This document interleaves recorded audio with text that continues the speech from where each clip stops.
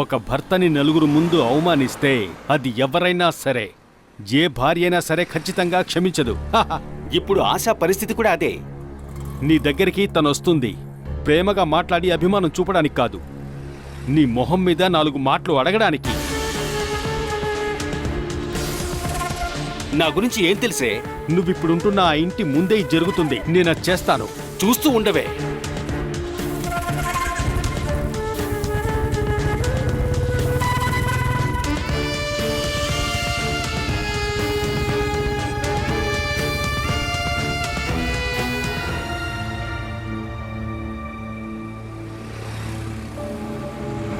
ఏంట్రా, ఎక్కడికి వెళ్ళిపోయావు? ఇప్పుడు బుల్లెట్లో ఒక ఆయన వెళ్ళాడు కదా, ఆయన నాకు తెలుసు. ఎలా తెలుసు? ఆయన బ్యాగు పర్సు దొంగలించింది నేనే. ఆ రోజు ఆయన తల మీద కొట్టింది కూడా నేనే. ఆయనతో పాటు బ్యాంక్లో పనిచేసే ఆవిడ కూడా ఉంది. ఆయనకి తెలిసిన వాళ్ళు అయి ఉంటారు. వాళ్ళిద్దరికీ ఈ విషయాలు ఏమీ తెలియకూడదు. ఏమంటున్నావురా? ఇంతకు ముందు వెళ్ళిన ఆయన్ని కొట్టి ఆయన బ్యాగ్లో ఉండే డాక్యుమెంట్స్ అన్నింటినీ తీసుకొని వచ్చేసాను. ఆ డాక్యుమెంట్సే బ్యాంక్లో ఇచ్చాం. అయితే పోలీసులు పట్టుకుంటారా? ఆ ఛాన్స్ కూడా ఉంది. ఇప్పుడు ఏం చేద్దాం? మన ఇద్దరం మీట్ అవ్వకూడదు. మీట్ అవుతే ప్రాబ్లమే. నాతో రండి.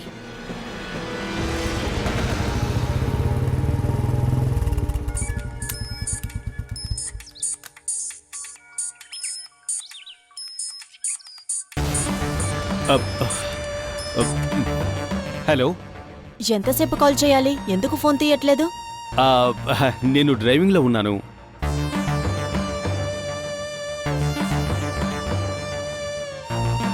లేదు, సరే నేను వస్తాను. ఇలా తొందరపడితే ఎలాగా? మనమంతా సెట్ చేద్దాంలే. అవును, నేనిప్పుడే ఇంటికొచ్చాను.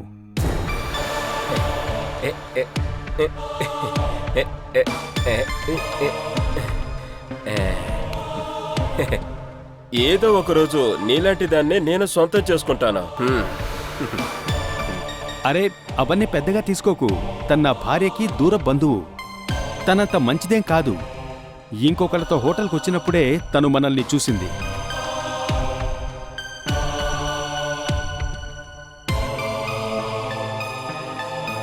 ఇంట్లో ఇంకెవరికైనా తెలిసిందా? హేయ్, తను చెప్పేది ఇక్కడెవ్వరూ నమ్మరు. అలా నమ్మినా నాకేమీ ప్రాబ్లం లేదు. ఏదో ఒక రోజు మన విషయం అందరికీ తెలుస్తుందిగా. నువ్వేమీ టెన్షన్ అవ్వకు. మన 2 రోజుల ప్లాన్ వేస్ట్ అయిపోయిన టెన్షన్ మాత్రమే ఉంది. ఆ బాధని నేను తీరుస్తాను. 1 వారం ట్రిప్, ఎక్కడికో కాదు, మనం బెంగళూరు వెళ్దాం. నేను రెడీ, కానీ మీరు నాకు ఒక మాట ఇచ్చారు, అది మీరు కాపాడాలి. మన మ్యారేజ్ గురించే చెప్తున్నా. నా మీద నమ్మకం లేదా? అని ఒక మాట చెప్పు. వచ్చే నెల చేసుకోవడానికి కూడా నేను రెడీ. నేను మిమ్మల్ని బలవంతం చేయట్లేదు. మీ మెంటల్ భార్యని డివోర్స్ చేశాకే మనం పెళ్లి చేసుకుందాం. అది త్వరలోనే జరుగుతుంది. నేను ఇంకా ఇంట్లో కూడా వెళ్ళలేదు. తర్వాత నీతో మాట్లాడినా నీకు ఓకేనా? అరే పెట్టేకండి, ఒక ముద్దిచ్చి వెళ్ళండి. సరే.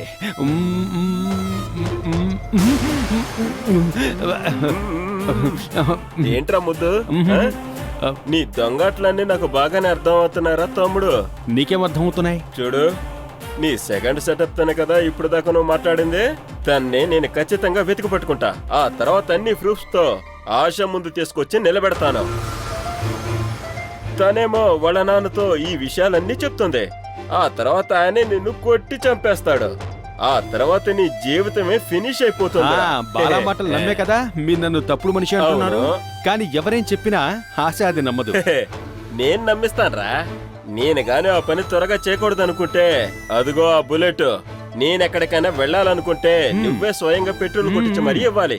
నేను దానికి ఒప్పుకోను. ఆశ తప్ప నాకు ఏ అమ్మాయితో సంబంధం లేదు. అలా ఉందని నువ్వు ప్రూవ్ చేయగలిగితే చేసి చూపించు.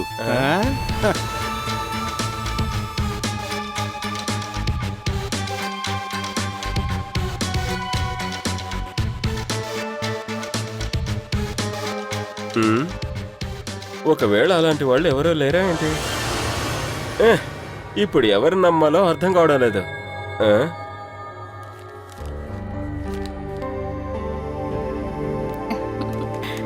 ఇదిగో తల్లి, అక్కడ పెట్టండి.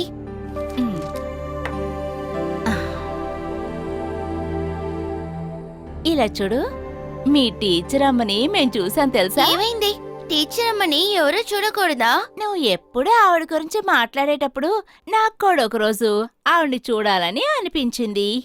అందుకే వెళ్ళాం. తర్వాత నువ్వు చెప్పినట్టు ఆవిడే అమాయకురాలు కాదు, బాగా గడుసే. అలాని ఎవరు చెప్పారు? టీచర్ అమ్మ చాలా పాపం, అందరితోనూ చాలా ప్రేమగా నడుచుకుంటున్నారు. నిన్ను మెప్పించడానికి అయి ఉంటుంది. టీచర్ అమ్మ ఎవరికి చూపించుకోవడానికి అలా అంతా చేయరు. చూస్తే నాకు అలాగే అనిపించింది. అయితే మీరు ఖచ్చితంగా ఇంకెవరినైనా చూస్తుంటారు. నాతో పాటు మీ నాయనమ్మ కూడా వచ్చారు. మీరెందుకు అసలు టీచర్ అమ్మని చూడటానికి వెళ్ళారు? ఇక్కడికి వస్తారా అని అడగడానికి. టీచర్ అమ్మ ఇక్కడికి వస్తానన్నారా? ఆవిడికి 2 పిల్లలున్నారని రానని చెప్పింది. అఖిల వినునే కదా, వాళ్ళని కూడా తీసుకొచ్చేయచ్చు కదా. మీ తాతయ్య ఒప్పుకోవట్లేదమ్మా. నాన్ని నేను ఒప్పిస్తాను. ముందు మీ టీచర్ గారిని ఒప్పించు, ఆ తర్వాత మీ నాన్నగారిని కూడా ఒప్పించాలి. టీచర్ గారు వాళ్ళ ఆయన తిరిగొచ్చాక పిల్లల్ని సుధా టీచర్ని తీసుకెళ్తే ఏం చేస్తావు? నువ్వు దాన్ని తట్టుకోగలవా? అలా టీచర్ అమ్మని తీసుకువెళ్ళటానికి ఎవరు రారు. టీచర్ అమ్మకి అఖిల విను తప్ప ఇంక ఎవరూ లేరు. అదంతా నీకు తెలియదులేమ్మా. బయలుదేరారా? వర్క్ సైట్ దాకా వెళ్ళాలి. తాతయ్య ఒక నిమిషం ఇక్కడ కూర్చోండి, నేను మీతో మాట్లాడాలి. ఏంటమ్మా? తాతయ్య, టీచర్ అమ్మ ఇక్కడికి రావటం మీకు అందులో ఇష్టం లేదా?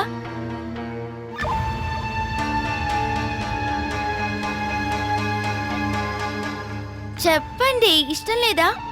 ఆవిడెందుకని ఇక్కడికి తీసుకురావాలి? ఒక తల్లి స్థానంలో కళ్యాణి పనులన్నీ చూసుకోవడానికి ఒక మనిషి కావాలి కదా.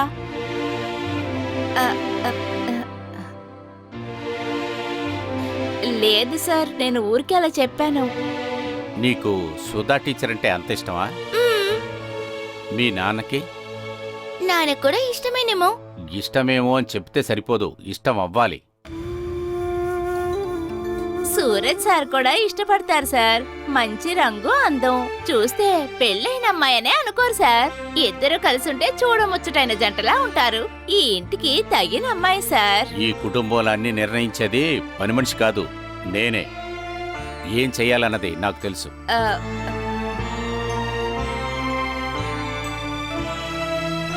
ఇక్కడ మీకు అప్పచెప్పిన పని మాత్రం చేస్తే చాలు. కుటుంబ విషయాల్లో మీరు జోక్యం చేసుకోవద్దు. ఆ, తన మీద కోప్పడాల్సిన అవసరం ఏముంది? ఉన్న విషయమే కదా చెప్పింది. ఎవరో ఒకళ్ళు చెప్పేది విని నేను నిర్ణయం తీసుకోలేను. ఇలా చూడమ్మా, ఇక్కడికి వచ్చిన ప్రవీణ్ ఆంటీ నీకు నచ్చలేదా? నచ్చలేదా అంటే నాకు కోపం అంతా ఏం లేదు. నేను ఈ ఇంటికి మీ అమ్మగా తీసుకురావాలనుకున్నది ప్రవీణ్ ఆంటీని.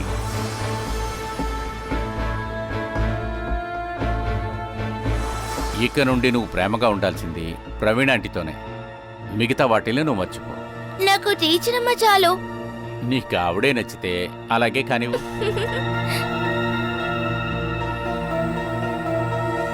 కానీ మీ టీచర్ అమ్మ ఒంటరిగానే ఈ ఇంటికి రావాలి.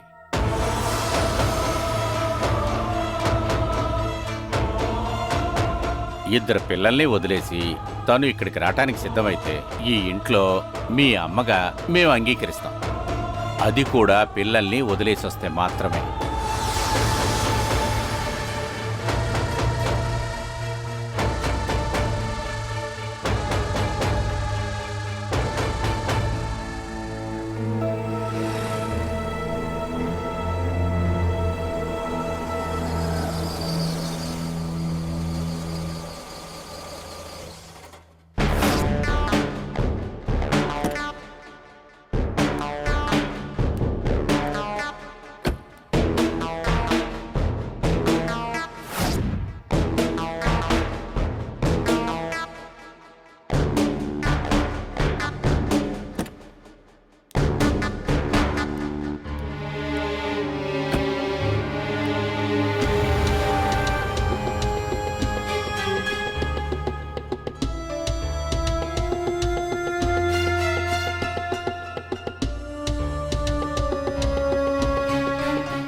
ఇంత పెద్ద ఇంటికి చాలా అద్దెవాళ్ళు కదండి. ఎలా చూసినా కూడా 10,000కు తక్కువ ఉండదు. కానీ హౌస్ ఓనర్ అప్పుడప్పుడు సంతోషపెడుతుందిగా, అందుకే అద్దె తీసుకోవట్లా.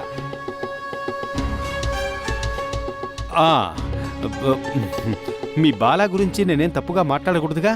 నీ కళ్ళారా చూస్తేనే నువ్వు అది నమ్ముతావు. నిజమని అనిపిస్తేనే నమ్ముతాను. నీ మనసులో నా మీద ఏమైనా సందేహం ఉంటే అది ఇవ్వాలతో క్లియర్ చేసుకోవాలి. అందుకే మనం ఇక్కడికి వచ్చాం.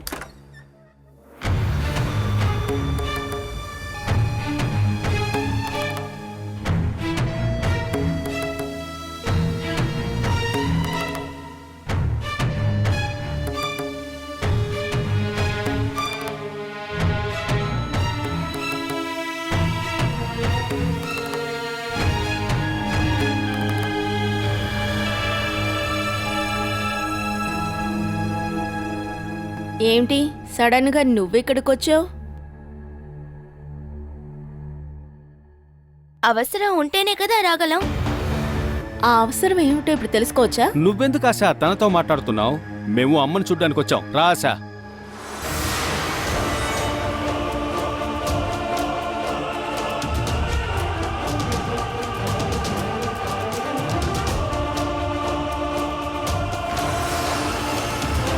నా అనుమతి లేకుండా నువ్వు లోపలికి వెళ్ళకూడదు.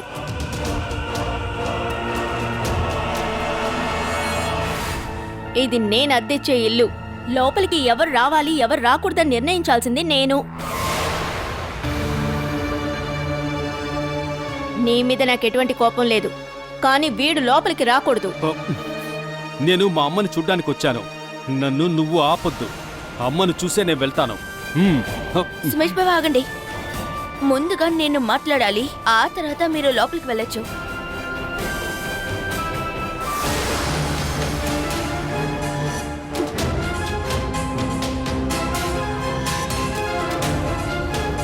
నేనిప్పుడు దాకా మీ గురించి ఎవరి దగ్గర నేను ఒక్క మాట కూడా తప్పుగా చెప్పలేదు. మీరు ఉన్నప్పుడు సరే లేనప్పుడు సరే నేను మిమ్మల్ని కష్టపెట్టలేదు. నా వల్ల మీకు ఎలాంటి సమస్య రాలేదు.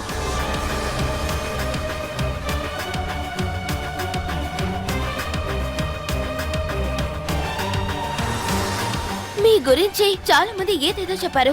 అదంతా నేను అస్సలు నమ్మలేదు. 2 రోజుల ముందు దాకా నాకు మీ మీద చాలా మర్యాద ఉండేది. ఇప్పుడు మిమ్మల్ని చూసి ఒక మాట అడగాలని నేను ఇక్కడి దాకా వచ్చాను.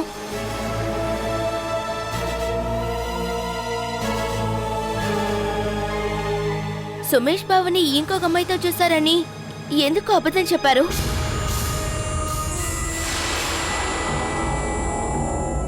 మీరు తప్పించుకోవడం కోసం నా భర్తని మీరు అవమానించారు. ఇలా అబద్ధాలు చెప్పడానికి ఎలా మనసు వచ్చిందక్క? ఇది అడగడానికే నువ్వు వచ్చుంటే ఒక ఫోన్ చేసి అడుగుండొచ్చు కదా. నేను డైరెక్ట్ గా అడగాలి. అంతకు ముందు వీడి చెంప మీద నా చేతి రేఖలుంటాయి, చూసుకో.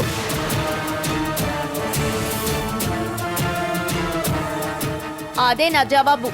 నీ మీద ప్రేమగా ఉన్నట్టు నటించి ఇంకొక అమ్మాయితో హోటల్లో ఉంటున్నాడు వీడు. నాకు ఇవ్వాలనిపించింది ఈ జవాబు మాత్రమే.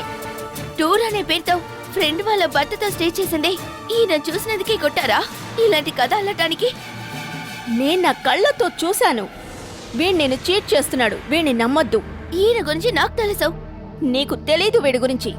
వీడు నీ మీద చూపించేది నిజమైన ప్రేమ కాదు. కాస్తైనా మనసాక్షి అనేది ఉండుంటే నిన్ను బిడ్డల్ని మర్చిపోయి ఇంకొక అమ్మాయితో హోటల్లో ఉండడానికి వీడు వెళ్ళడు. ఇంకొక మాట నా భర్త గురించి దయచేసి మాట్లాడకండి.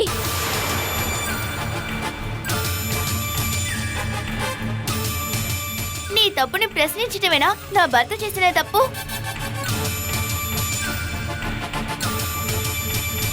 రెడ్ హ్యాండెడ్ గా పట్టుబడి అందులో నుండి మీరు తప్పించుకోవడానికేగా నా భర్త మీద మీరు ఇలాంటి నింద వేశారు.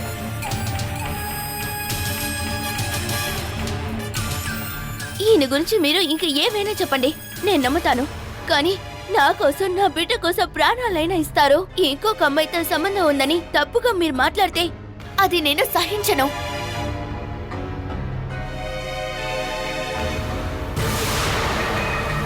నిజమేంటో నాకు తెలుసు. మీరు ఎలాగైనా బ్రతకండి. మీ తప్పుని దాచటానికి నా భర్త మీద నింద వేస్తే నేను ఒప్పుకోను. ఇప్పుడు అనిలాగా సతీష్ బావతో చెప్పారు. ఇంకొకసారి మీరు ఎవరి దగ్గరైనా ఇలా మాట్లాడారంటే మీ ఫ్రెండ్ వాళ్ళ భర్తతో అక్రమ సంబంధం ఉందని నేను కూడా అందరికీ చెప్తాను.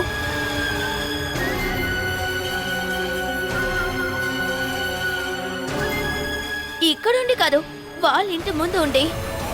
నీకంత కష్టం వద్దులే ఆశ. నీకోసం ప్రాణాలిచ్చే నీ భర్త గురించి తప్పుగా మాట్లాడినందుకు నేను క్షమించమని అడుగుతున్నాను. నా తప్పే, నేనలా మాట్లాడుండకూడదు. ఇటువంటి భర్త దొరకడానికి నువ్వు పుణ్యం చేసుండాలి. సుమేష్, ఇంత ఇదిగా నీ భార్యని నువ్వు ఎలారా ప్రేమిస్తున్నావు?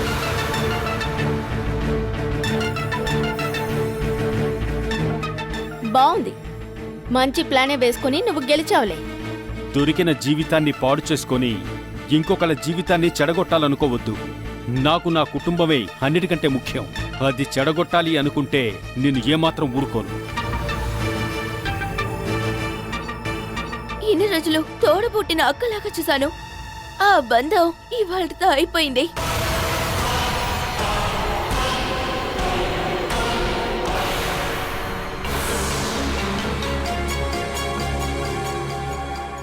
భర్త గురించి ఎవరు ఏం మాట్లాడినా వాళ్ళు నాకు శత్రులే.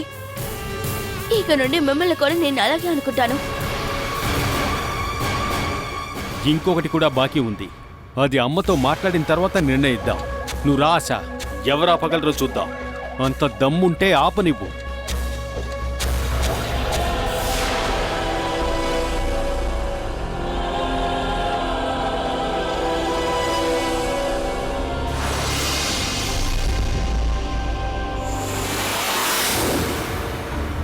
అమ్మా,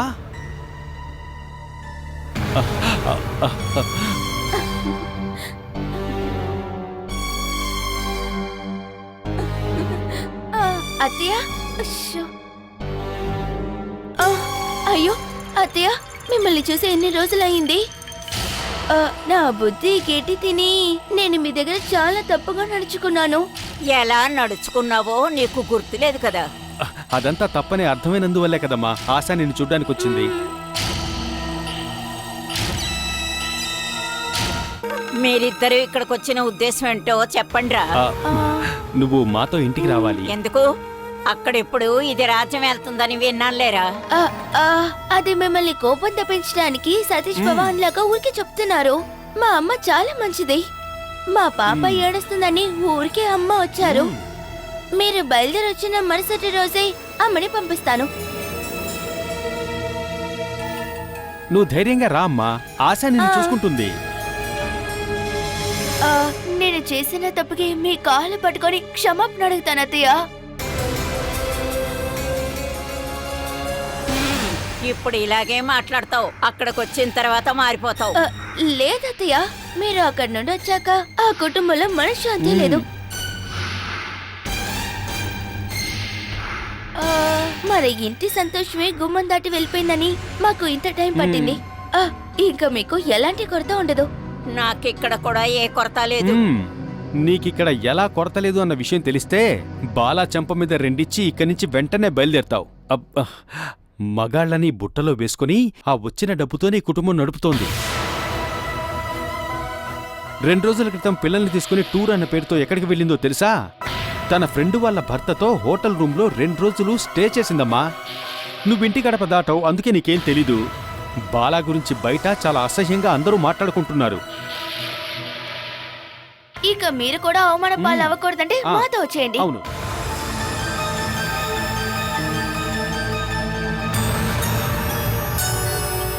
డ్రెస్ చేంజ్ చేసుకోవాలంటే త్వరగా చేసుకోమ్మా. మేము కార్లోనే వచ్చాం. ఇక్కడ నీ వస్తువులు ఏమైనా ఉంటే అవి వెంటనే తీసుకో. మనం ఇప్పుడే బయలుదేరదాం.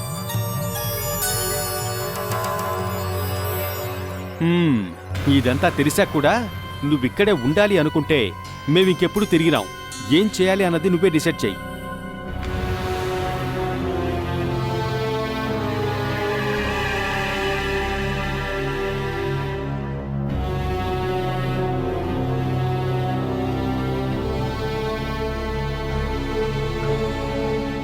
అమ్మా, వాళ్ళు నీతో గొడవ పెట్టుకోవడానికి వచ్చారా అమ్మా? మీరెందుకమ్మా వాళ్ళని ఇంట్లోపలికి వెళ్ళనిచ్చారు? వాళ్ళ నానమ్మ కోసం వచ్చారు. ఆయన ఎందుకు నాయనమ్మని చూడాలి? ఇంకా ఆయనతో ఉన్న వాళ్ళెవరు? మా అత్తయ్య కూతురు. ఆ ఆంటీ ఎందుకు మీతో అలాగా కోపంగా మాట్లాడింది? అది కోపం అని నీకు అనిపించింది. దిగులు. నాలాగే కష్టాలు అనుభవించబోతోంది కదా, అది ఇంకా అర్థం కావట్లేదు. నేను వెళ్ళి ఆయన బయటికి వెళ్ళమని చెప్పనా? వద్దు. నానమ్మ మీద మనకంటే ఆయనకే హక్కు ఎక్కువ. ఆయన మీ నాన్నమ్మ కొడుకు, మీ నాన్న తమ్ముడు.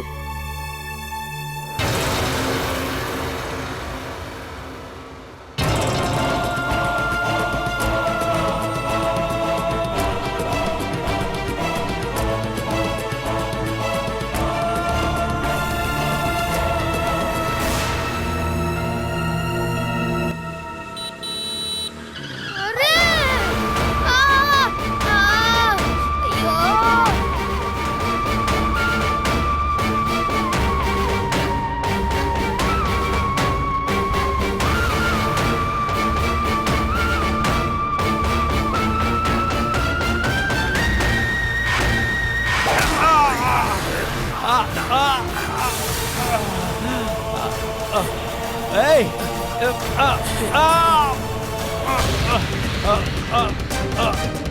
నువ్వు పిల్లల్ని బైక్తో గుద్ది చంపాలనుకుంటావంట్రా?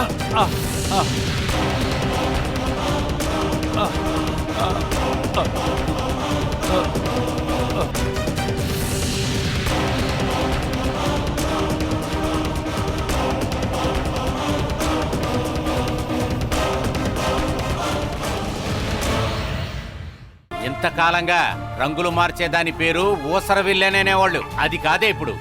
ఇప్పుడు దానికి బదులుగా వేరే పేరు వచ్చిందే, జగదాంబ. ఆ. హ, నీకు ఏ బాధ లేకుండా ఆ బాల నిన్ను అంత బాగా చూసుకుంటే దాన్ని విసిరిపారేసి నిన్ను ప్రాణాలతోనే చంపాలనుకున్న వాళ్ళ దగ్గరికి నువ్వు మళ్ళీ వచ్చావు చూడు. వేరే నిన్ను ఎలా పిలవమంటావే? ఎవరెక్కడ ఉండాలో నేనే నిర్ణయిస్తాను. కానీ నువ్వు ఇప్పుడు తీసుకున్న నిర్ణయం తప్పుగా ఉంది. నువ్వు ఆ బాలతో ఉన్నప్పుడు ఈ ఇంట్లో నీకు ఒక మర్యాద ఉంది.